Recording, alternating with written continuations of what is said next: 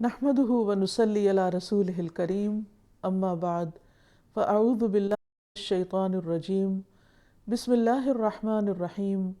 رب اشرح لي صدري ويسر لي امري واحلل عقدة من لساني يفقهوا قولي۔ ناظرین، پروگرام اللہ کے خوبصورت نام کے ساتھ آپ کی خدمت میں حاضر ہے۔ آج ہم انشاءاللہ اللہ سبحانہ وتعالیٰ کے نام الحفیظ پر بات کریں گے۔ الحفیظ جو حفاظت کرنے والا ہے، خوب حفاظت کرنے والا۔ اسی سے ملتا جلتا ایک اور نام بھی ہے الحافظ، اس کا معنی بھی ہے حفاظت کرنے والا، نگہبان۔ ہر انسان اپنی زندگی میں یہ چاہتا ہے فطرتاً کہ اس کی جان، مال، عزت، آبرو اور جو بھی چیزیں اس سے متعلق ہیں ان کی حفاظت ہو تاکہ وہ پرامن زندگی بسر کر سکے، اور اسی لیے انسان اپنے طور پر بھرپور کوشش بھی کرتا رہتا ہے اور ہر طرح کے خطرات سے خود کو محفوظ بھی رکھنے کی کوشش کرتا ہے۔ لیکن ہمیشہ یہ یاد رکھنا چاہیے کہ اصل حفاظت اللہ سبحانہ وتعالیٰ کی ہے۔ وہ ہم سب کی حفاظت کرتا ہے، اور نہ صرف یہ کہ ہماری بلکہ اس پلانٹ پہ پائی جانے والی باقی تمام مخلوق کی بھی، نہ صرف یہ کہ اس زمین پر پائی جانے والی مخلوق کی بلکہ آسمانوں کی، اور جو آسمانوں میں ہے اور جو آسمان و زمین کے درمیان ہے، ہر ایک کی حفاظت اللہ ہی کے ذمے ہے۔ قرآن مجید میں اللہ سبحانہ وتعالیٰ آسمان و زمین اور باقی مخلوقات کی حفاظت کے بارے میں فرماتے ہیں وَلِلَّهِ مَا فِي السَّمَاوَاتِ وَمَا فِي الْأَرْضِ وَكَانَ اللَّهُ بِكُلِّ شَيْءٍ مُحِيطًا، اور اللہ ہی کا ہے جو کچھ آسمانوں میں ہے اور جو کچھ زمین میں ہے، اور اللہ ہمیشہ سے ہر چیز کا احاطہ کرنے والا ہے، یعنی ہر چیز کے اوپر پوری نظر رکھتا ہے، ہر چیز کا اس کو خوب علم ہے، ہر چیز اس کے کنٹرول میں ہے، ہر چیز کی حفاظت وہ خود کر رہا ہے۔ جیسے کہ سورۃ سبا میں فرمایا وَرَبُّكَ عَلَىٰ كُلِّ شَيْءٍ حَفِيظٌ، اور تیرا رب ہر چیز پر حفیظ، نگہبان، حفاظت کرنے والا ہے، پوری طرح ان کی حفاظت کرتا ہے۔ آسمان و زمین کی حفاظت میں ہم دیکھتے ہیں کہ آیت الکرسی میں اللہ تعالیٰ فرماتے ہیں وَسِعَ كُرْسِيُّهُ السَّمَاوَاتِ وَالْأَرْضِ وَلَا يَئُودُهُ حِفْظُهُمَا وَهُوَ الْعَلِيُّ الْعَظِيمُ، اس کی کرسی آسمان و زمین کو سمائے ہوئے ہے اور اسے ان دونوں کی حفاظت تھکاتی نہیں، اور وہی سب سے بلند، سب سے بڑا ہے۔ تو یہ بھی بہت دلچسپ بات ہے، بہت حیرت کی بات ہے کہ اللہ سبحانہ وتعالیٰ نہ صرف یہ کہ زمین و آسمان کا پیدا کرنے والا، ان کا مالک، بلکہ اس کے ساتھ ساتھ ان کی حفاظت بھی کر رہا ہے، اور ان کی حفاظت اللہ تعالیٰ کو تھکاتی نہیں۔ دنیا میں آپ نے دیکھا ہوگا کہ اگر انسان کو کبھی کسی چیز کی حفاظت کا ذمہ دیا جائے تو وہ چیز اس پر ایک بوجھ بن جاتی، اس کے لیے مشکل پیدا کر دیتی۔ انسان عام طور پر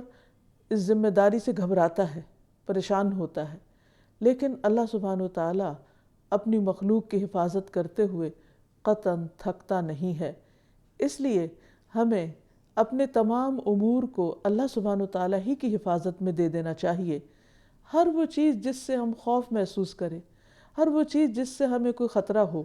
کیونکہ انسان کو طرح طرح کے خطرات تو لاحق رہتے ہی ہیں۔ کچھ حقیقی خطرات بھی ہوتے ہیں، لیکن کچھ خطرات انسان کی ذہن کی اختراع ہوتے ہیں۔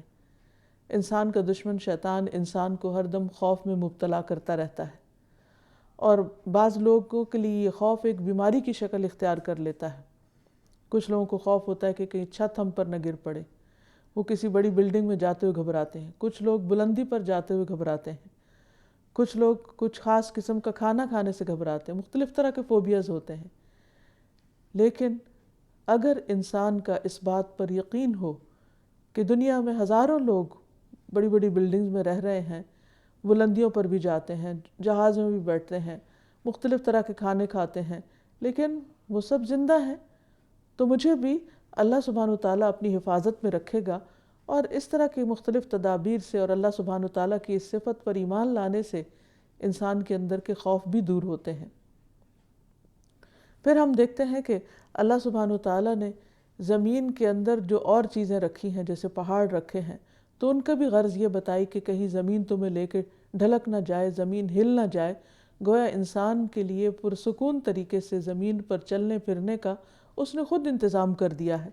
پھر اسی طرح آسمان کو اس نے سقف محفوظہ کہا ہے کہ ایک محفوظ چھت ہے، یعنی انسان آسمان کی بلندی کو دیکھ کر اگر ہیبت میں آتا ہے اور اس بات کے تصور سے بھی کانپ اٹھتا ہے کہ یہ آسمان انسان پر گرے، لیکن اللہ تعالیٰ نے اس کو تھاما ہوا ہے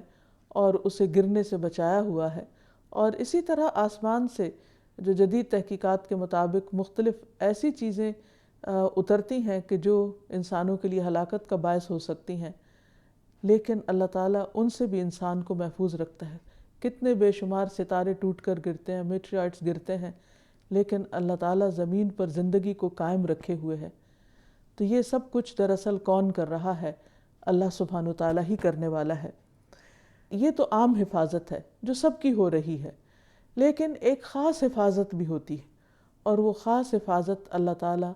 اپنے مومن بندوں کی کرتا ہے اور انہیں ایمان سے کفر کی طرف جانے سے بچاتا ہے۔ اسی طرح ان کی حفاظت کرتا ہے اور وہ غلط کاموں میں پڑنے سے بچ جاتے ہیں۔ مثال کے طور پر حضرت یوسف علیہ السلام کی کس طرح اللہ تعالیٰ نے حفاظت کی کہ جب ایک عورت نے ان کو ایک برائی کی دعوت دی، اور اس وقت اللہ سبحانہ وتعالیٰ کے سوا کوئی بھی نہیں تھا جو اس چیز کو دیکھ رہا ہو، لیکن کس طرح اللہ تعالیٰ نے یوسف علیہ السلام کے دل میں اس برائی کی قباحت ڈالی اور انہیں اس طرف مائل ہونے سے بچا لیا۔ اور قرآن پاک میں اللہ تعالیٰ صاف فرماتے ہیں لولا ارآ برہان ربہ، اگر وہ اپنے رب کی برہان نہ دیکھتے تو مشکل میں پڑ جاتے۔ تو گویا اللہ سبحانہ وتعالیٰ مختلف طریقوں سے کچھ ہمیں نظر آتے ہیں اور کچھ نظر نہیں بھی آتے۔ کچھ چیزیں ہماری حفاظت کرتی ہوئی ہمیں دکھائی دیتی ہیں، لیکن کچھ ایسی ہیں کہ جو حفاظت کے طریقے ہمارے سامنے بھی نہیں ہیں، غیر مرئی یعنی ان سین طریقوں سے اللہ سبحانہ وتعالیٰ حفاظت کرتے ہیں۔ پھر اسی طرح انسان کے اندر برائی سے بچنے کی طاقت، یعنی کسی بھی انسان کے اندر برائی سے بچنے کی طاقت نہیں ہے، کیونکہ انسان بہت کمزور پیدا کیا گیا ہے۔ وَخُلِقَ الْإِنسَانُ ضَعِيفًا، انسان بہت کمزور پیدا کیا گیا ہے۔ تو ایسے میں انسان مختلف طرح کی برائیوں سے جو بچتا ہے، انسان کے نفس کے بھی دھوکے ہوتے ہیں، انسان بعض اوقات اپنے نفس کے ہاتھوں ہارنے لگتا ہے، لیکن اللہ تعالیٰ اپنے خاص بندوں کی جو واقعی سچے دل سے پورے اخلاص سے یہ چاہتے ہیں کہ اللہ کے وفادار اور تابعدار بندے بنے رہیں، اللہ تعالیٰ ان کی حفاظت فرماتا ہے اور انہیں اندھیروں سے نکال کر روشنی کی طرف لاتا ہے۔ قرآن مجید میں اللہ تعالیٰ فرماتے ہیں اللہ ولی الذین آمنوا یخرجہم من الظلمات الی النور، اللہ دوست ہے ان لوگوں کا جو ایمان لائے، وہ انہیں اندھیروں سے نکال کر روشنی کی طرف لے آتا ہے۔ پھر اسی طرح شیطان کی چالوں سے بھی ان کی حفاظت فرماتا ہے، کیونکہ شیطان مختلف طرح کے دھوکے کے ساتھ اور مختلف طرح کی چالیں چل کر انسان کو راہ راست سے ہٹانا چاہتا ہے۔ کبھی اس کے ذہن میں وسوسے ڈالتا ہے، کبھی کسی برائی کو اس کے لیے بہت آسان کر دیتا ہے، اس کو خوشنما بنا دیتا ہے، لیکن اللہ سبحانہ وتعالیٰ اپنے خاص بندوں کے لیے ان چالوں کو ناکام کر دیتے ہیں۔ قرآن مجید میں اللہ تعالیٰ فرماتے ہیں، سورۃ النحل میں ارشاد ہے إِنَّهُ لَيْسَ لَهُ سُلْطَانٌ عَلَى الَّذِينَ آمَنُوا وَعَلَى رَبِّهِمْ يَتَوَكَّلُونَ، شیطان کا ان لوگوں پر کوئی بس نہیں چلتا، کوئی زور نہیں چلتا جو ایمان لائے اور اپنے رب پر بھروسہ کرتے ہیں، اپنے رب پر توکل کرتے ہیں۔ اور حقیقت یہ ہے کہ مومن اپنے شیطان کو تھکا دیتا ہے اس کی بات نہ مان کر۔ اس نے یہ قسم کھا کر کہا تھا کہ میں انسان کے سامنے سے آؤں گا، اس کے پیچھے سے آؤں گا، دائیں سے آؤں گا، بائیں سے آؤں گا، اور میں ایک کثیر تعداد کو اپنے ساتھ ملا لوں گا، لیکن اللہ سبحانہ وتعالیٰ نے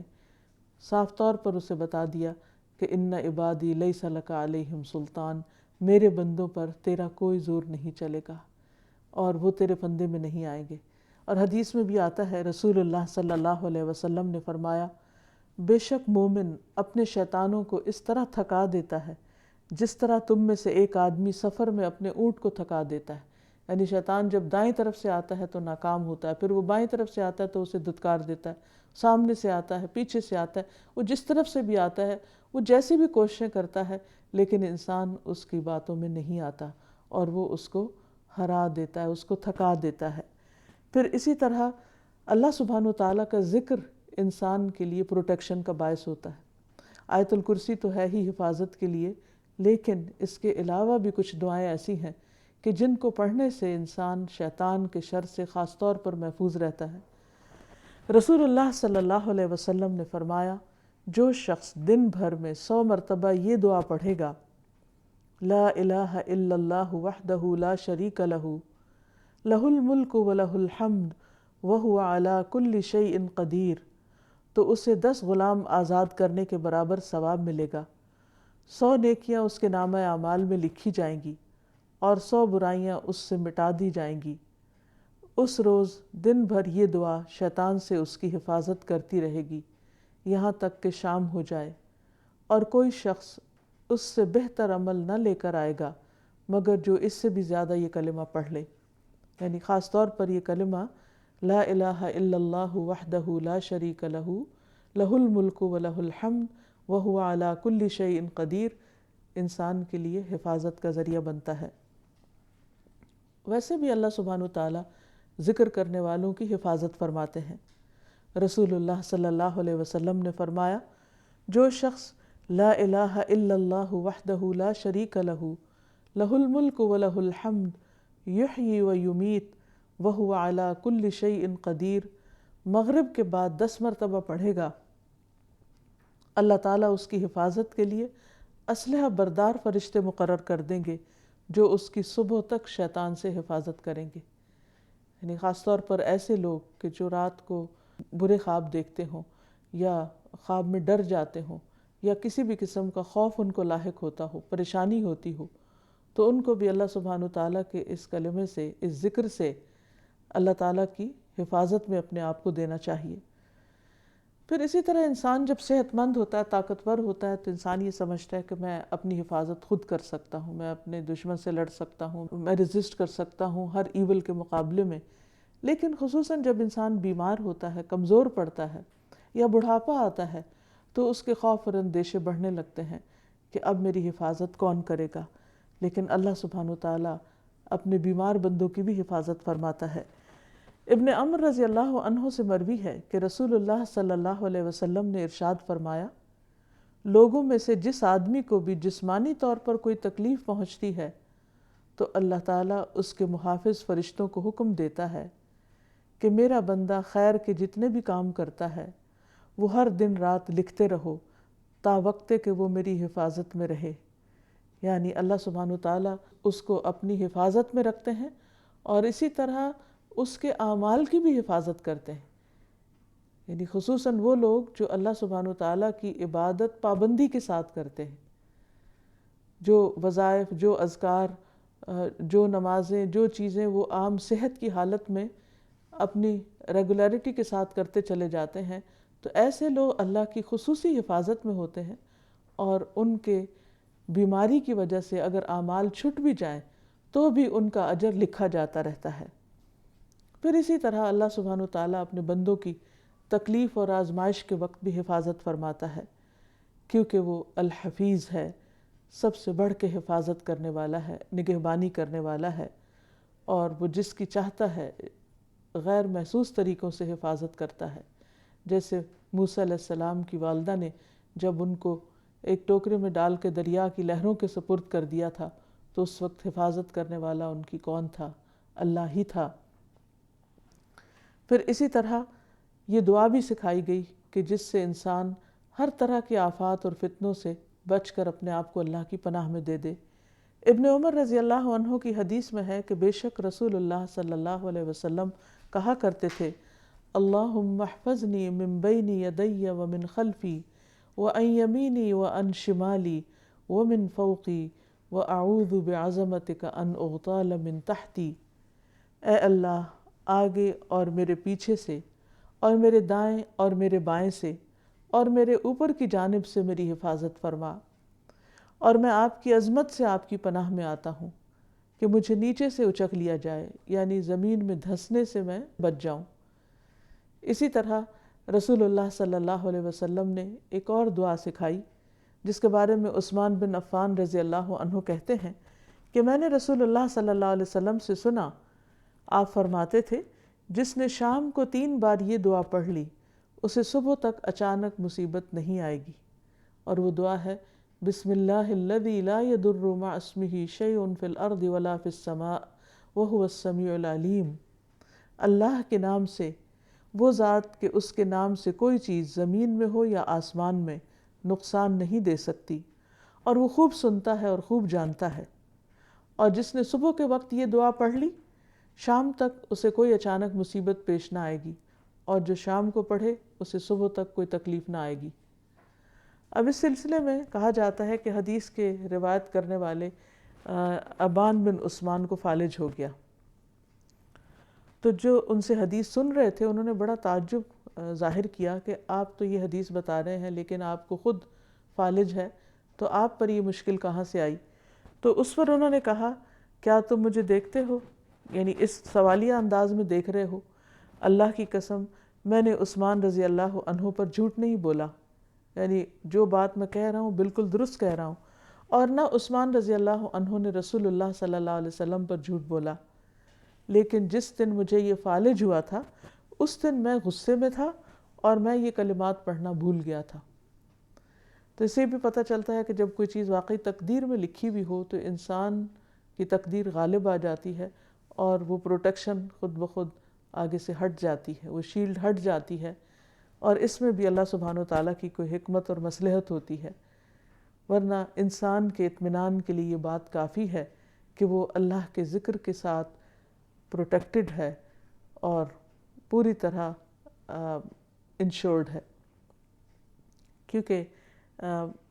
انسان کے اندر کا یہ احساس کہ مجھے یہ چیز نقصان نہ دے دے، یہ نقصان نہ دے دے،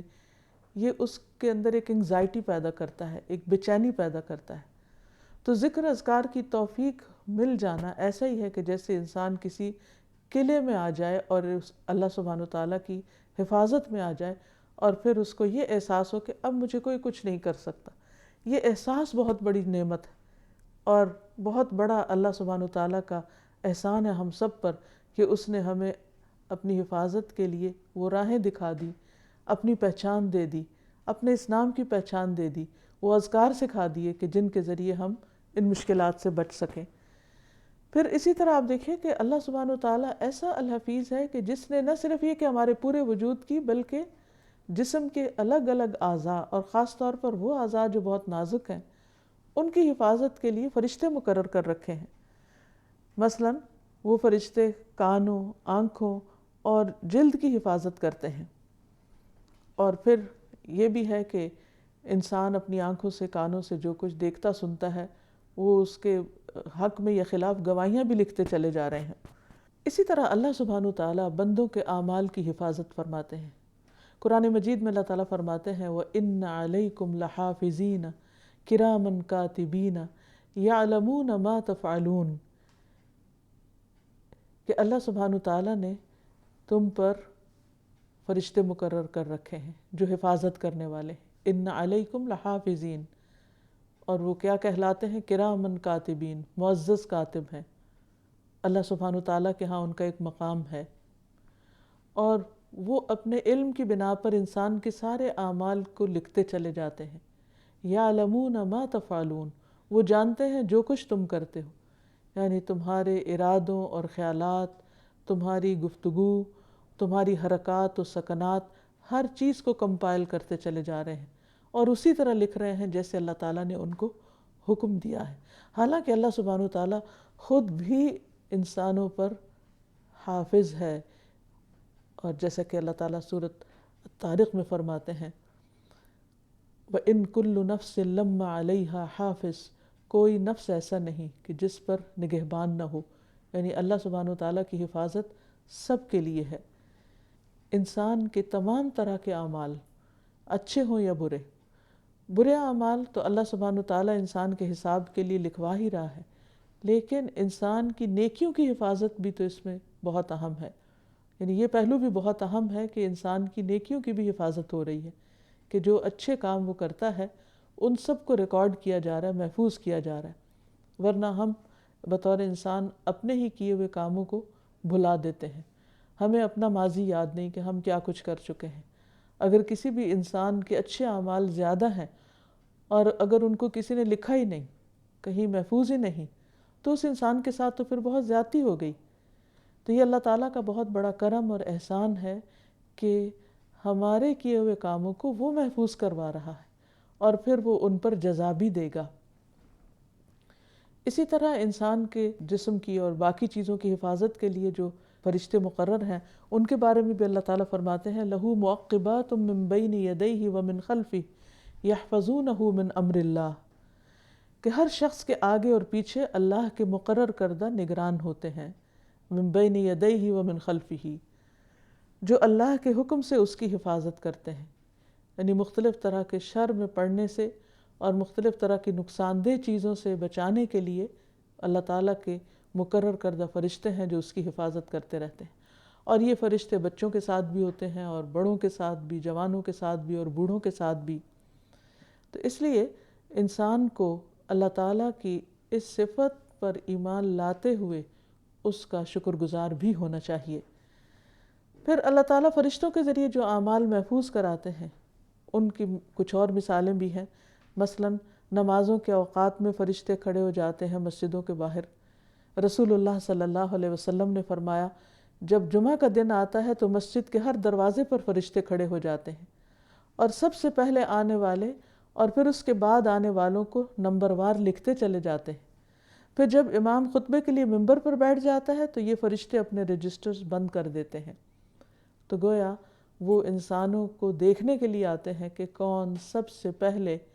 اللہ کی عبادت کے لیے آگے آیا ہے، کیونکہ فالسابقون السابقون، اور جو لوگ ہمیشہ پہلے آتے ہیں یا جلد آنے والے ہیں اور ہمیشہ ان کے حق میں یہ گواہی لکھی جائے کہ یہ سب سے پہلے آئے یا نمبر 2 پہ آئے یا نمبر 3 پہ، تو اس سب کے لکھوانے کا بھی ایک مقصد ہے اور اس کا نتیجہ قیامت کے دن سامنے آنے والا ہے۔ پھر اسی طرح جب انسان گناہ کرتا ہے تو اللہ سبحانہ وتعالیٰ کی یہ رحمت ہے کہ وہ گناہ فوراً نہیں لکھا جاتا، بلکہ فرشتہ انتظار کرتا ہے کہ شاید یہ شخص توبہ کر لے، اور اگر وہ نہیں کرتا تو اس کو نہیں لکھا جاتا۔ رسول اللہ صلی اللہ علیہ وسلم نے فرمایا بائیں طرف والا فرشتہ 6 گھڑیاں مسلمان گناہگار بندے سے اپنا قلم اٹھائے رکھتا ہے جب وہ کوئی گناہ کرتا ہے، پھر اگر وہ شرمندہ ہو اور اللہ سے اس گناہ کی توبہ کرے تو وہ قلم رکھ دیتا ہے، یعنی لکھتا نہیں، ورنہ ایک گناہ لکھتا ہے۔ پھر اسی طرح اچھی بات کہتے وقت بھی رفاع رضی اللہ عنہ سے مروی ہے کہ ایک مرتبہ ہم لوگ نبی صلی اللہ علیہ وسلم کے پیچھے نماز پڑھ رہے تھے۔ جب رسول اللہ صلی اللہ علیہ وسلم نے رکوع سے سر اٹھایا اور سمع اللہ لمن حمدہ کہا تو پیچھے سے ایک آدمی نے کہا ربنا لک الحمد حمدا کثیرا طیبا مبارکا فیہ۔ تو نماز سے فارغ ہو کر رسول اللہ صلی اللہ علیہ وسلم نے پوچھا کہ یہ کلمات ابھی کس نے کہے ہیں؟ اس آدمی نے عرض کیا کہ یا رسول اللہ صلی اللہ علیہ وسلم میں نے کہے تھے۔ تو رسول اللہ صلی اللہ علیہ وسلم نے فرمایا میں نے 30 سے زیادہ فرشتوں کو ایک دوسرے سے سبقت کرتے ہوئے دیکھا ہے کہ کون ان کا ثواب پہلے لکھتا ہے۔ تو یہ ہے فرشتوں کے ذریعے نیک بندوں کے اعمال کی حفاظت کا سلسلہ۔ پھر اسی طرح بیمار کا اجر، جب مسلمان آدمی بیمار ہوتا ہے تو اللہ تعالیٰ اعمال لکھنے والے فرشتوں سے کہتے ہیں کہ یہ بندہ اپنی صحت مندی میں جو بہترین اعمال کرتا تھا اس کے مطابق اس کا اجر و ثواب لکھتے جاؤ یہاں تک کہ میں اسے شفا عطا کر دوں۔ یعنی جب تک بندہ بیمار رہتا ہے اس کے اعمال کا اجر برابر لکھا چلا جاتا ہے جن اعمال کی وہ پابندی کر رہا ہوتا ہے۔ اسی طرح فرشتے بیماری میں کی گئی گفتگو کو بھی لکھتے ہیں، اس کو بھی ریکارڈ کرتے ہیں، اور ریکارڈنگ دراصل اس گفتگو کو محفوظ کرنا ہے اور اس کے مطابق پھر اجر و ثواب دینا ہے۔ رسول اللہ صلی اللہ علیہ وسلم نے فرمایا جب بندہ بیمار ہوتا ہے تو اللہ تعالیٰ اس کی طرف 2 فرشتے بھیجتا ہے اور فرماتا ہے کہ دیکھتے رہو وہ کیا کہتا ہے ان لوگوں سے جو اس کی بیمار پرسی کو آتے ہیں، عیادت کو آتے ہیں۔ اگر وہ ان کے سامنے اللہ عز و جل کی حمد و ثنا کرتا ہے تو وہ دونوں فرشتے اوپر چڑھ جاتے ہیں۔ اللہ تعالیٰ خوب جانتا ہے تو وہ فرماتا ہے میرے بندے کا مجھ پر حق ہے کہ اگر میں اس کو فوت کر دوں تو اس کو جنت میں داخل کروں گا، اور اگر اسے شفا دوں گا تو پہلے گوشت سے اچھا گوشت اور پہلے خون سے اچھا خون عنایت کروں گا اور اس کے گناہوں کو معاف کر دوں گا۔ یعنی وہ گفتگو جو تکلیف کی حالت میں بھی اللہ سبحانہ وتعالیٰ کی حمد و ثنا پر مبنی ہوتی ہے اللہ تعالیٰ دنیا میں بھی انسان کو اس کا بہترین بدلہ دیتے ہیں اور آخرت میں بھی جنت کا وعدہ فرماتے ہیں، لیکن اس پر بھی فرشتے گواہ ہوتے ہیں اور اس کو لکھتے بھی ہیں۔ پھر اسی طرح کسی کے فوت ہو جانے کے بعد میت کے گھر والوں کی گفتگو بھی ریکارڈ کی جاتی ہے کہ وہ کیا کہتے ہیں، اس کو بھی محفوظ کیا جاتا ہے تاکہ اس پر اس کے مطابق جس قسم کی گفتگو ہے اس کو بدلہ دیا جا سکے۔ ام سلمہ سے مروی ہے کہ رسول اللہ صلی اللہ علیہ وسلم ابو سلمہ کی میت پر تشریف لائے، ان کی آنکھیں کھلی رہ گئی تھیں، آپ نے انہیں بند کیا اور فرمایا جب روح قبض ہو جاتی ہے تو آنکھیں اس کا تعاقب کرتی ہیں۔ اسی دوران گھر کے کچھ لوگ رونے چیخنے لگے، نبی صلی اللہ علیہ وسلم نے فرمایا اپنے متعلق خیر ہی کی دعا مانگا کرو کیونکہ فرشتے تمہاری دعا پر آمین کہتے ہیں، یعنی اس وقت فرشتے بھی تمہارے اعمال پر گواہ ہیں، اور اگر انسان کے گھر والے اچھے کلمات کہتے ہیں، یعنی مرنے والے کے بارے میں یا خود اپنے بارے میں یا پیچھے رہنے والوں کے بارے میں کہ اس کے آل اولاد میں سے جو باقی رہ جائے اس کو حوصلہ اور تسلی دیتے ہیں، اللہ تعالیٰ کے بارے میں خوش گمان کرتے ہیں، تو یہ تمام باتیں جو ہیں یہ لکھی جاتی ہیں اور ان کے مطابق اجر بھی دیا جاتا ہے، اور پھر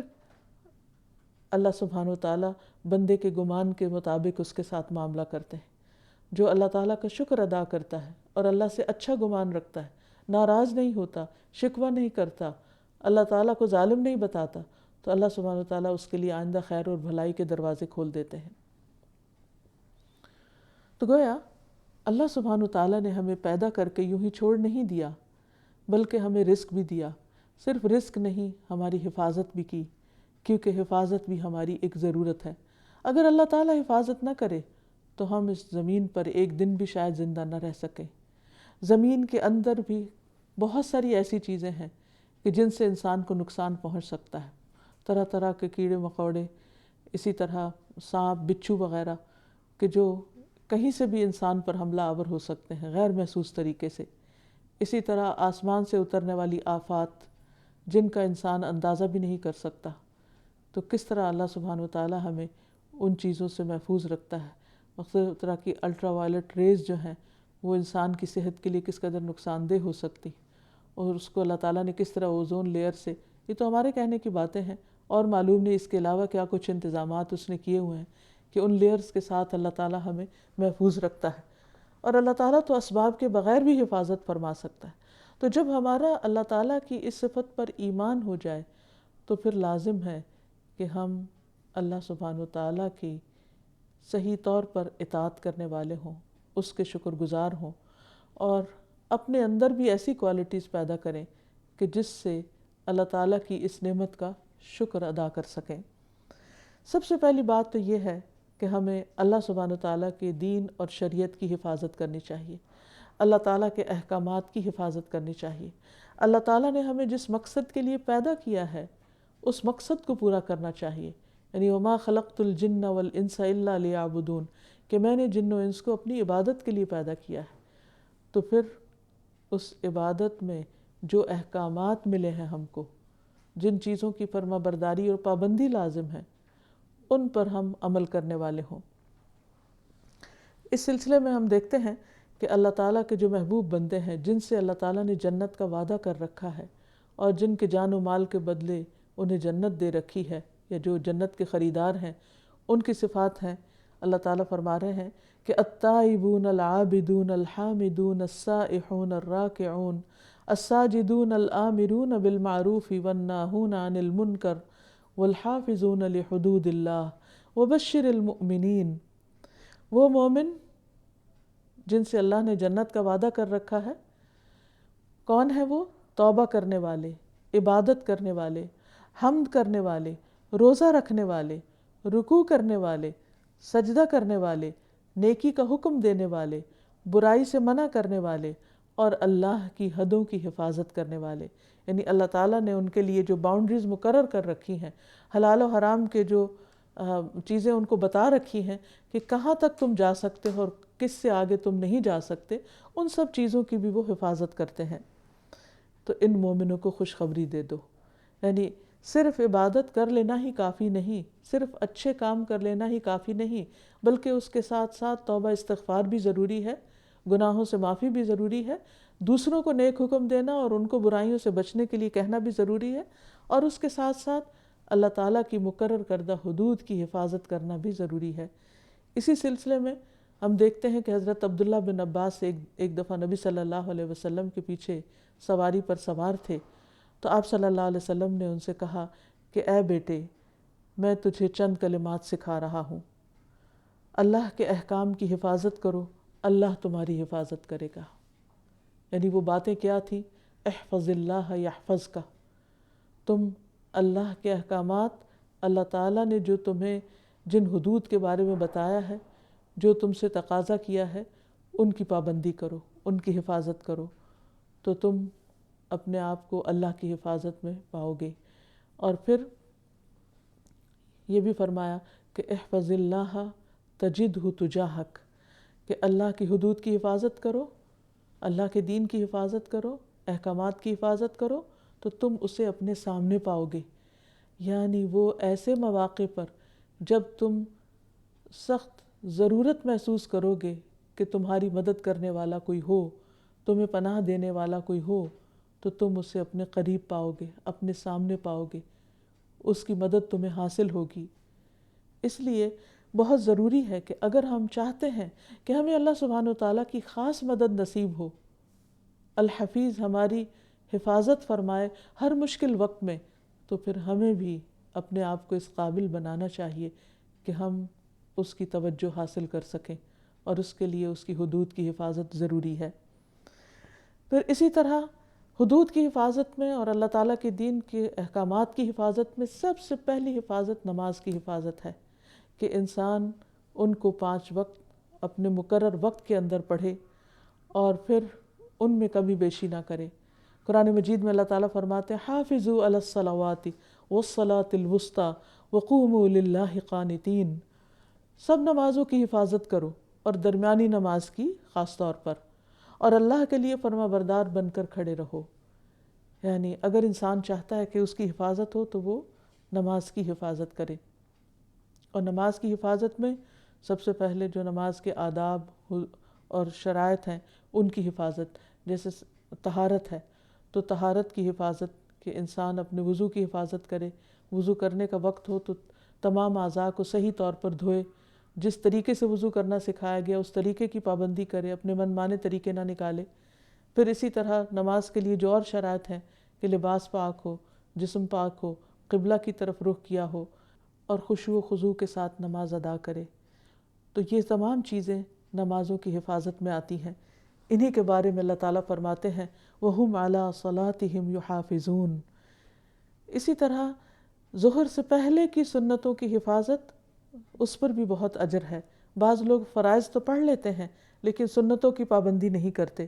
رسول اللہ صلی اللہ علیہ وسلم نے فرمایا جو شخص ظہر سے پہلے 4 رکعت اور بعد میں 4 رکعت کی حفاظت کرے گا اس پر جہنم حرام ہو جائے گی۔ اسی طرح خصوصی طور پر عصر کی نماز کی حفاظت۔ پھر باقی چیزوں میں انسان اپنی زبان کی حفاظت کرے، کیونکہ زبان سے نکلے ہوئے الفاظ اور غلط الفاظ انسان کے لیے ہلاکت کا باعث ہیں۔ پھر اپنی نگاہوں کی حفاظت کرے، اپنی شرمگاہ کی حفاظت کرے۔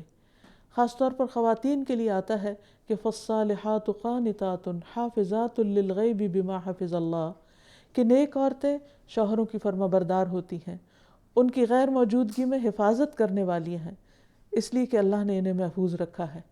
تو مومن عورتیں خصوصاً اپنی شرم و حیا کی حفاظت کرنے والی ہوں۔ پھر اسی طرح اپنے ماتحت لوگوں کی حفاظت کی جائے، کیونکہ ہر ذمہ دار نگران ہے اور اس سے اس کی رعایا کے بارے میں پوچھا جائے گا۔ پھر اسی طرح قرآن مجید کی حفاظت، یعنی اگر یاد کر رکھا ہے تو اسے بھلائے نہیں۔ پھر اسی طرح قرآن مجید کے کچھ حصوں کو اپنے دل میں محفوظ کرنے والا ہو انسان، کیونکہ وہ دل جس میں قرآن نہیں وہ دل ایک ویران دل کی طرح ہے۔ پھر اسی طرح یہ کہ ان تمام اعمال کے بارے میں معلومات حاصل کرے کہ جن سے انسان اللہ کی حفاظت میں آ جاتا ہے۔ مثلا گھر کے اندر داخل ہوتے وقت اگر انسان سلام کرتا ہے تو ایسا شخص اللہ کی امان میں ہوتا ہے۔ پھر اللہ کے راستے میں نکلنے والے وہ بھی اللہ کی حفاظت میں ہوتے ہیں۔ اور پھر انسان اپنے آپ کو، اپنے اہل و عیال کو، اپنے گھر بار اور مال کو، ہر چیز کو اللہ کی حفاظت میں دے۔ جب کوئی سفر پر نکلے تو سفر پہ نکلنے والا پیچھے والوں کو اللہ کی حفاظت میں دے، باقی رہنے والوں کو، اور جو الوداع کہنے والے ہیں وہ جانے والے کو اللہ کی حفاظت میں دے۔ اللہ سبحانہ وتعالیٰ کے اس نام کو جاننے کے بعد انسان کے لیے یہ بھی لازم ہے کہ وہ ان دعاؤں کا بطور خاص اہتمام کرے کہ جس سے انسان کی حفاظت ہوتی، جس میں صبح و شام کی دعائیں بھی ہیں، رات کو سوتے وقت کے اذکار بھی ہیں، اور دیگر مواقع کی بھی دعائیں ہیں۔ اس میں انسان کس کس چیز کے شر سے پناہ مانگے؟ ہر چیز کے شر سے، جس میں خود اس کا اپنا نفس، اپنی ذات، شیطان، دیگر انسان اور باقی مخلوقات ہیں، اور خصوصاً اپنے اچھے خاتمے کی دعا مانگے، بری موت سے حفاظت کے لیے دعا کرے، بری بیماریوں سے حفاظت کی دعا کرے، اپنے نفس کے شر سے بچنے کی حفاظت کی دعا کرے، جنات کے شر سے بچنے کی حفاظت کے لیے دعا کرے، اور آخر میں انسان اللہ تعالیٰ کا ہمیشہ شکر گزار رہے کہ جس نے ہمیں یہ سب کچھ سکھایا۔ وآخر دعوانا ان الحمد للہ رب العالمین۔